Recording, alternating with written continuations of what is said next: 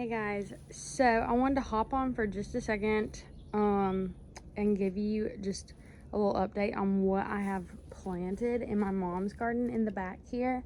Like I said, I still haven't really done a whole lot. I think I'm gonna try to like mulch with compost as I plant this year, because this is like hard clay from our foundation being, our foundation clay base from when they built the house still. So I'm having to like dig it up until I hit like the regular native soil, and then backfill with compost and soil. So as I plant. So I think what's gonna happen is, as I plant, I'm just gonna like top dress with some compost and then just kind of spread it, because I'm allergic to pine straw. So I'm kind of trying to get away from that being like the mulch or the top dress of my flower beds. But I wanted to give you just a quick tour back here while it's looking fabulous. So I have planted, like, there's the heather, that's Mexican heather there that surrounds the fountain. And then I have planted 2 of the ruby Savannah grass. And this grass, it's got like a blue hue to it, but whenever it puts up its seed heads, it's like a ruby pinkish red plume, like a fluffy plume. It's so pretty. It doesn't get very tall. It's probably about as tall as it's gonna get, but with plumes, I think it can get like 2 foot as far as like the plumes go. Right beside it, we have the Shasta daisies that are looking great. They're starting to come out and look fabulous as well. And then we still have a bunch of buds that are still trying to open up, but they're looking so good. I transplanted these last fall and I was kind of worried about them, but they've really taken this spot really well. Then we have some Gaura. This is the dark pink Gaura. I'm thinking I'm probably going to have to move them, because I mean, they're getting really tall. Like, this is extremely tall. So I'm thinking I'm probably gonna have to move them, because we have a hydrangea behind it. This is just a big leaf hydrangea. I'm not really sure exactly what the exact variety is. I just know it's a big leaf mop head. But I think this Gaura is gonna get too big for it, like it already is. So I'm thinking of moving it kind of like back in here maybe, and hiding that box. We'll see. And then our blue days of Volvulus are coming up. There's 4 of them here. Look at this lantana tree. This is a lantana on standard. It is a perennial in our area. You can see my dog in the window over there. But it is a perennial in our area, and it is looking amazing. The hummingbirds and the butterflies love this tree, and I pruned it back pretty hard this past winter, and it has come back so beautiful.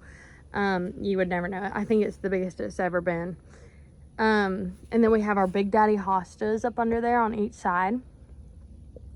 This is a fire and ice, which you can see the lantana roots. They're kind of annoyance, but the fire and ice hosta here, it's come up a little bit. I don't know, that one's just never done really well for me.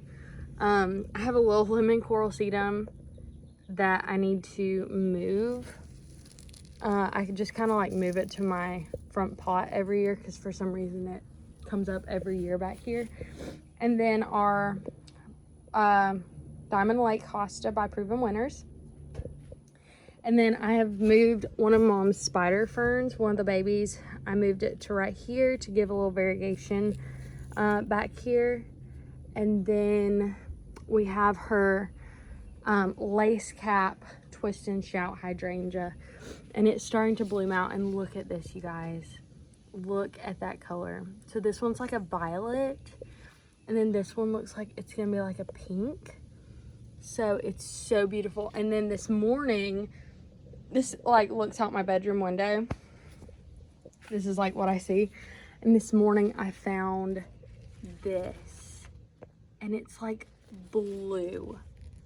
So it's like a blue purple, so like a light blue. So I'm really excited to see the rest of this open up and what colors it's going to be. I have her turtle right below there from her garden at her house. And then we have some geranium. This is the brocade fire, I think is what it's called, geranium. But I loved the leaf structure. It reminds me kind of like a lily pad or something. I don't know. I really liked the color. That's what struck me the most. And then of course this bloom is going out, but it's kind of like a reddy pink color. See if I can really show it.